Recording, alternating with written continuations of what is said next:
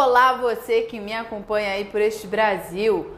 Vamos agora falar sobre contribuições sociais dentro de direito previdenciário. Então, nós temos as contribuições referentes às empresas. Porém, a lei mesmo traz algumas situações de substituição para as alíquotas e bases de cálculo, substituindo a regra geral para as empresas. Então, a lei vai classificar algumas pessoas com alíquotas e bases de cálculo diferenciados. Isso é, elas poderiam se enquadrar na regra geral de empresa, mas iremos fazer uma substituição. Muitas vezes da renda, da produção, muda-se um pouquinho a situação para elas, tá ok? A primeira que nós vamos falar é sobre as associações desportivas que mantêm equipe de futebol profissional. Essas equipes de futebol, nós poderíamos equipará-las à empresa no conceito previdenciário? Poderíamos. Só que elas vão ter base de cálculo diferenciada.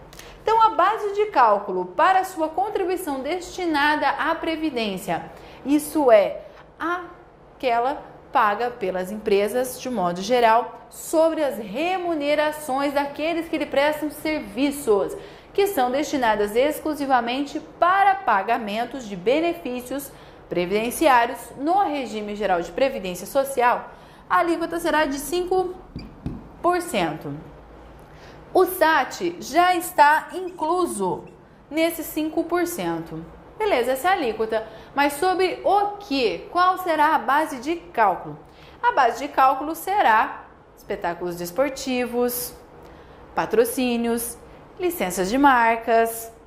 Vai estar aqui, índice de 5% sobre o que eles auferirem nesses eventos, em licenciamentos, patrocínios, COFINS e a CSLL fica igualzinho à regra geral. Isto é, a COFINS 7,6% ou 3% conforme a tributação cumulativa, não cumulativa e o lucro líquido 9%. Igual. Então eles vão pagar? Vão pagar também. COFINS e CSL é devida, mas nas mesmas alíquotas que as demais empresas pagam. O que se mantém inalterado da regra geral das contribuições relativa à contratação do CI e cooperados. Isto é, com relação à prestação de serviços por contribuintes individuais ou os contribuintes individuais, quando filiados, quando em cooperativa, continua 20% ou 15% das cooperativas. Então, os cooperados, 15% sobre o valor de nota e contratação de prestadores de serviços, contribuintes individuais, 20% sobre a remuneração por eles paga, tá ok? Então, ela vai ter uma regra um pouquinho diferenciada, tá? 5%. COFINS e CSL, a mesma coisa. Outro que é diferenciado é o produtor rural, pessoa jurídica ou a agroindústria. Toma cuidado com o produtor. O produtor rural, ele pode ser pessoa física ou pessoa jurídica. Isso é, ele pode constituir uma empresa ou ele pode simplesmente ser eu, Lília, comprei um sítio e comecei a produzir. Ou eu, Lília, montei uma empresa, uma agroindústria. Aí é diferenciado também. Então, o valor destinado à Previdência Social tem como base de cálculo a receita bruta da comercialização da produção. Continua inalterado a regra com relação aos contribuintes individuais e cooperados. Qual será a alíquota? Será de 2,5% a alíquota deste produtor rural. O SAT será de 0,1%. Base de cálculo também, comercialização da produção rural. COFINS e CSLL, a mesma regra, tá? Então fica igual a regra geral para todos, igual a regra geral, tá ok? Regra geral para estes. O produtor rural, pessoa física e o consórcio simplificado já também tem alíquotas diferenciadas. O produtor rural, pessoa física, o que é o consórcio simplificado? Pessoa física a gente já falou, sou eu, você. Consórcio simplificado é uma união de diversos produtores, pessoas físicas. Eles se unem em um consórcio para contratar pessoas para trabalhar serviço para todos, para comprar um equipamento. Então, é que nem o consórcio, né? Nós nos unimos quando você quer fazer um consórcio, por exemplo, para comprar um carro. Se unem diversas pessoas, vão pagando ali um valor mensal e sempre tem um sorteio e alguém ganha esse carro naquele mês, não é verdade? Verdade. Aqui funciona mais ou menos da mesma maneira para a contratação, né, de pessoas para trabalhar para todos ou aluguel de materiais. Então, a destinada à Previdência Social vai ter como base de cálculo também a comercialização da produção rural, tendo a alíquota de 2%. Enquanto o SAT, também sobre a comercialização da produção rural, será de 0,1%. E a COFINS e a CSLL aqui não se aplica. Isso é, esses não irão precisar pagar a COFINS e a CSLL. Perfeito? Então essas aqui são as principais regras com relação à substituição de alíquotas para algumas pessoas em específico que a lei determina, tá ok? Vamos para frente? Me acompanhe. O orçamento da Seguridade Social, ele é composto por receitas da União, contribuições sociais, vendo nas contribuições sociais a dos trabalhadores, das empresas, concurso de prognósticos e temos as receitas de outras fontes. Lembrando, poderão ser criadas outras fontes de custeio em legislação esparsa sem problema nenhum. Há uma possibilidade de criação de novas contribuições sociais ou até outras fontes de custeio, perfeito? Então, o orçamento da Seguridade Social é composto por receitas da União, contribuições sociais e receitas de outras fontes. É isso que você precisa essencialmente saber aí para o seu concurso. Não dá para deixar de ler o texto de lei, perfeito? Então, nós vamos citando os principais, mas sempre acompanhe com um texto de lei essencial para o seu sucesso. Então vamos falar um pouquinho, então, quais são essas receitas de outras fontes? O que é previsto como receitas de outras fontes? Então temos em primeiro lugar multa, atualização monetárias, juros. Pode acontecer muitas vezes do contribuinte ou da empresa, principalmente acontece muitas vezes com as empresas, de recolherem suas contribuições em atraso. Então a lei decreto determinam dias específicos para recolhimento das contribuições sociais. Hoje, quem faz toda essa arrecadação é a Secretaria da Receita Previdenciária do Brasil. Está tudo ligado ao Ministério da Fazenda, à Receita Federal. Faz toda a arrecadação, recolhe contribuições. Então, quando um contribuinte, seja empresa, seja trabalhador, deixa de pagar a sua contribuição no dia previsto, na forma previsto, vai incidir uma correção monetária. Juros, multa de mora, com certeza, pelo atraso. E diversas outras situações podem ser previstas também multas. Então, todas as multas, atualização monetária, juros, também vão entrar no bolo aqui dessas outras receitas. Lembrando que essas outras receitas, elas vão para este conjunto todo da Seguridade Social, saúde, previdência e assistência. Temos também a remuneração recebida por serviços de arrecadação, fiscalização e cobrança prestados a terceiro. Este aqui é o sistema S, SESC, SENAI. Então, o que ocorre hoje? Se faz a cobrança dessas contribuições, se arrecada e daí cobra, né, um valor, uma remuneração por essa cobrança, por prestar serviços de arrecadação, fiscalização e cobrança deste terceiro. Por exemplo, o conjunto do sistema S. Então, faz lá a arrecadação, fiscaliza, cobra esses valores e um percentual vai ser utilizado para remuneração. Essa remuneração vem aqui como receita de outras fontes para o custeio da Seguridade Social. Também temos as receitas provenientes de prestação de outros serviços e de fornecimento ou arrendamento de bens. Também temos as demais receitas patrimoniais, industriais e financeiras. Temos também como receitas de outras fontes as doações, legados, subvenções e outras receitas eventuais. Quer doar um dinheiro para a Seguridade? Você pode. Cuidado agora com essas porcentagens. Elas caem bastante em concurso com o troca de números, aonde é 50 vira 40 ou então vira 60. Então tem muitas essas pegadinhas nas provas.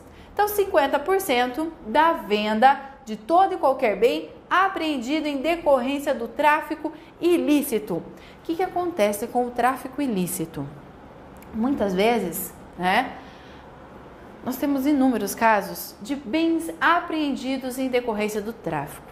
Pode ser o carro que estava sendo utilizado para transportar a droga, patrimônios, bens que são adquiridos, tudo que for vendido. Então, depois de todo o processo legal, o que for vendido e arrecadado com o tráfico ilícito, vem aqui 50%. Qual o sentido disso? A saúde não vai ter que cuidar muitas vezes das pessoas dependentes? Vai. Então, é um exemplo de necessidade de vir recursos também para a Seguridade Social. Temos também 40% do resultado de leilões de bens que são apreendidos pela Receita Federal. A gente chama isso aqui na região aqui de muamba, as muambas que vêm ali do Paraguai, tá vindo, a Polícia Federal apreende, Polícia Federal, Rodoviária Federal, a Receita Federal tá fazendo a fiscalização e pega esses bens. E eles fazem muitos leilões de bens que são apreendidos que podem ser vendidos e comercializados no Brasil.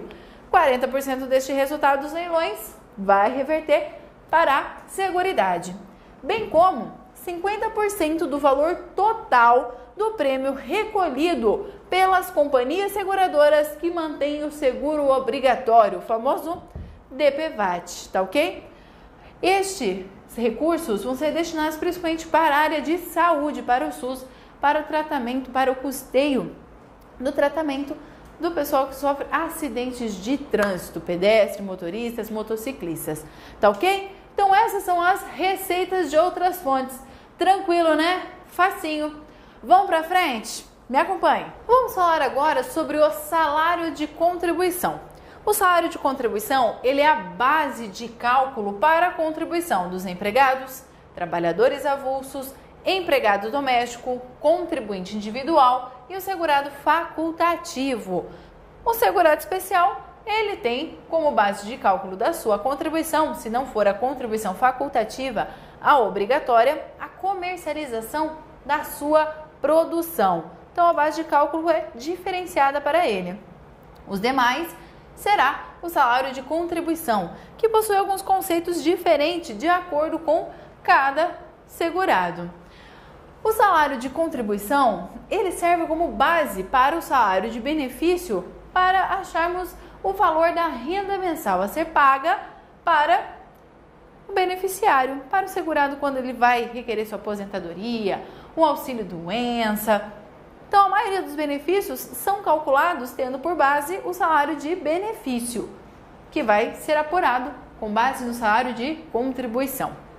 Então, o salário de contribuição, ele tem o seu conceito no artigo 28 da Lei 8.212 de 91, o plano de custeio. Para os empregados e trabalhadores avulsos, o conceito é um pouquinho extenso. Portanto, me acompanhe aí na sua tela a leitura do artigo. Artigo 28. Entende-se por salário de contribuição, inciso 1, para o empregado e trabalhador avulso, a remuneração auferida em uma ou mais empresas, assim entendida a totalidade dos rendimentos pagos, devidos ou creditados a qualquer título durante o mês, destinados a retribuir o trabalho, qualquer que seja a sua forma, inclusive as gorjetas, os ganhos habituais, sob a forma de utilidades e os adiantamentos decorrentes de reajuste salarial, quer pelos serviços efetivamente prestados, quer pelo tempo à disposição do empregador ou tomador de serviços nos termos da lei ou do contrato, ou ainda da convenção ou acordo coletivo de trabalho ou sentença normativa. Portanto, nós vimos que o conceito para os empregados e trabalhadores avulsos, ele é bem amplo e nos dá conceito grande do que vem a ser o salário de contribuição dele. Depois nós vamos ver que vai ter parcelas que integram ou não esse salário de contribuição desses segurados também, tá ok? Já para os empregados domésticos, é o que está na sua carteira de trabalho, a remuneração registrada em sua CTPS, carteira de trabalho e previdência social. Para o contribuinte individual, o conceito de salário de contribuição será o que ele auferir, trabalhando por conta própria ou uma ou mais empresas no decorrer do mês. Enquanto para o facultativo, será o salário de contribuição o valor que ele desejar contribuir. Como ele não tem uma remuneração, não tem uma renda, o valor que ele deseja. Se ele quer contribuir sobre 1.000, pode ser, sobre 2.000 também, sem problema nenhum, perfeito? Então vamos falar agora sobre as parcelas integrantes e as não integrantes. Então, essencial para o estudo do conceito de salário de contribuição, que você leia todo o artigo 28 da Lei 8.212 e complemente ainda seu estudo com o artigo 214 do Decreto 3.048 de 99. Aí tem algumas coisinhas extras, outras iguais, mas é essencial que você leia e conheça todos, perfeito? Mas muitas vezes é difícil decorar, não é verdade? Então, tenha em mente para dividir se integra ou não, quando aparecer na questão, a natureza de ambos. Então, o que vai integrar neste salário de contribuição vai ser de caráter remuneratório, enquanto que não integra terá um caráter indenizatório, compensatório ou indenizatório. Portanto, o salário, quando a gente fala de contribuição, por exemplo, do empregado, nem sempre vai ser tudo que ele recebeu no mês. Então, vamos fazendo um cálculo. Vamos supor que o salário base dele seja de R$1.000. Perfeito. Salário base, entra, contribui. Se ele só recebeu este salário, como que fica? Vai contribuir sobre isso. Acabou. Mas pode ter horas extras, perfeito. Pode ter comissões, percentagens em vendas, que também integra. As diárias, cuidado com o detalhe das diárias. A diária, ela pode pular para cá, quando não integra. Quando? Vamos ter esse número aqui, 50%. Se o valor for 50% superior ao salário base, vai integrar. Se for inferior, não. Então, vamos supor que ele recebeu a título de diárias o valor de 600. Opa, foi mais que a metade? Opa, com certeza, foi 1.600. Vai incidir contribuição? Vai. Agora, se ele tivesse ganho a título de diárias R$200, aí pularia para cá. Não integra. Salário maternidade integra. Em regra, os benefícios previdenciários, aposentadorias, pensões, auxílio-doença, não vai integrar o salário de contribuição.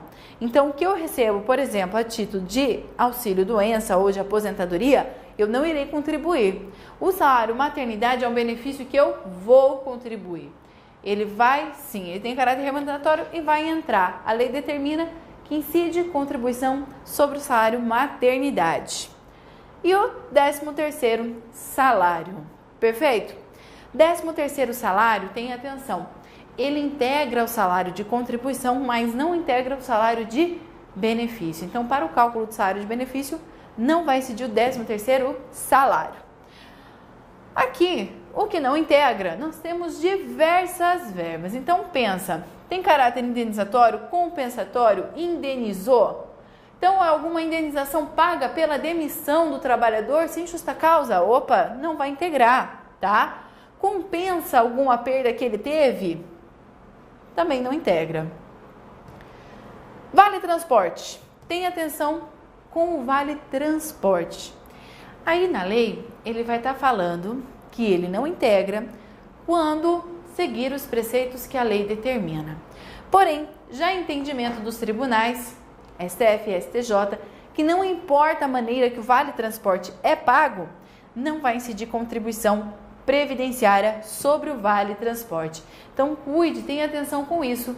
O texto da lei fala que não integra se ele seguir o que a lei determina, mas já temos os entendimentos jurídicos que não integra de nenhuma maneira, até mesmo se o patrão der em dinheiro para o empregado o valor a título de vale transporte. As férias também tem 2 poréns. Aqui ela não integra quando ela vem com a palavra indenizada, senão vai ter contribuição. O adicional constitucional, o terço de férias, fala que ele também, na lei, no caso de indenização, não vai integrar o salário de contribuição. Porém, aqui também, STF e STJ já concordam que tem caráter indenizatório. Então, não há por que incidir, não importa se indenizado ou não, perfeito? Ajuda de custo pela mudança de local de trabalho. Se paga em uma única parcela, não incide também contribuição. Então, vamos supor que no mês ele ganhou uma ajuda de custo, por exemplo, de R$5.000 para poder fazer a mudança. Esses R$5.000 pago em única parcela, em razão da mudança, não vai ter contribuição previdenciária sobre este valor.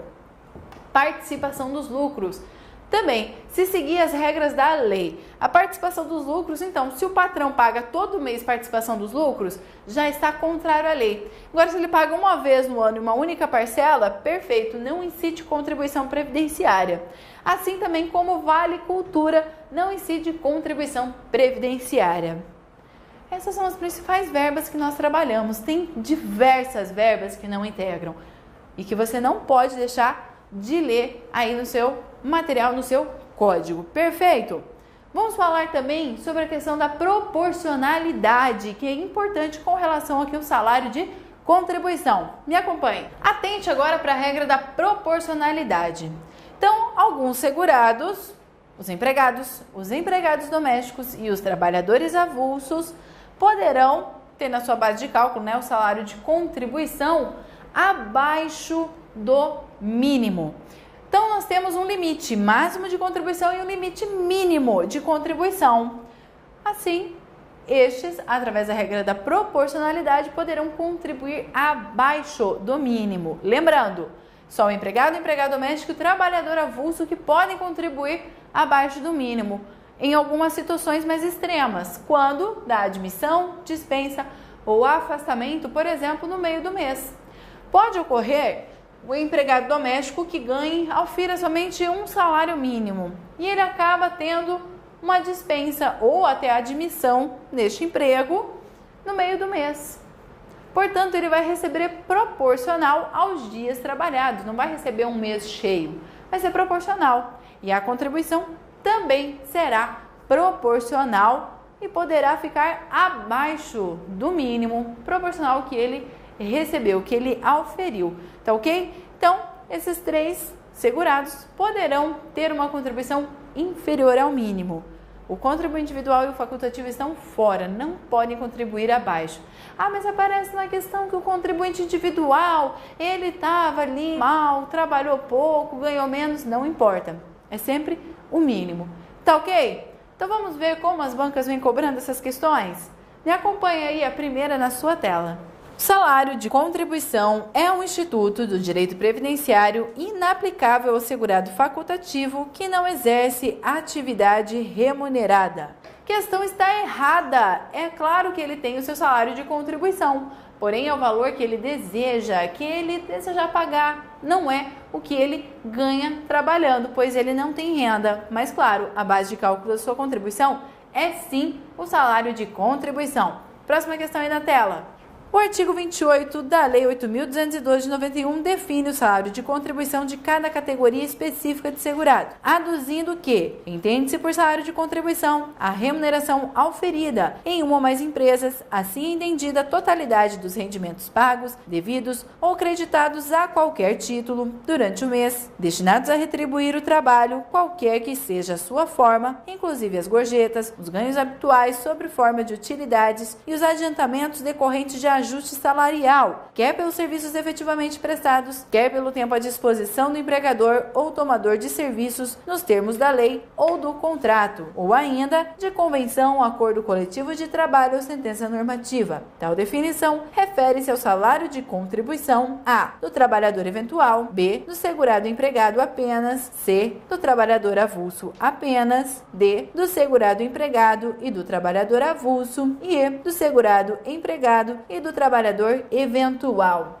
Questão copia e cola de texto de lei. De quem que está falando? Do empregado e do trabalhador avulso. É bem copia e cola mesmo, né? Porque copiou o conceito lá do artigo 28 da lei e colocou aqui e pediu qual é a categoria que se conceitua. Tá ali, letra D, segurado empregado e trabalhador avulso. Vamos para a próxima? Me acompanha aí na tela. Além das contribuições sociais, a Seguridade Social conta com outras receitas. Não constituem outras receitas da Seguridade Social: A. as multas, B. receitas patrimoniais, C. as doações, D. juros moratórios e E. 60% do resultado dos leilões dos bens apreendidos pela Secretaria da Receita Federal do Brasil. Então aqui está te pedindo para achar qual dessas receitas ali não integram as chamadas receitas de outras fontes. As multas, sim. Receitas patrimoniais, sim. As doações, sim. Juros moratórios, também. Então está incorreta a E, pois não é 60% do resultado dos leilões, e sim 40% do resultado dos leilões. Próxima questão aí na tela. A criação e a utilização de cooperativas de trabalhadores são alternativas eficientes para diminuir a carga tributária, tanto dos prestadores de serviços quanto das empresas que contratam, já que as cooperativas não precisam arrecadar nem recolher qualquer contribuição previdenciária. Questão está errada! É claro que as cooperativas fazem o seu recolhimento de contribuição previdenciária, elas não estão isentas de contribuição. Tem uma carga menor, mas deve sim contribuir. Próxima questão aí na tela. O STF decidiu que a cobrança da contribuição ao seguro acidente de trabalho, SAT, incidente sobre o total das remunerações pagas tanto aos empregados quanto aos trabalhadores avulsos, é ilegítima. A questão está incorreta. É legítimo sim. E há incidência, do SAT, a cobrança do SAT. Perfeito? Bons estudos para você, não deixa de dar uma lida no texto de lei. Nos vemos numa próxima. Até mais!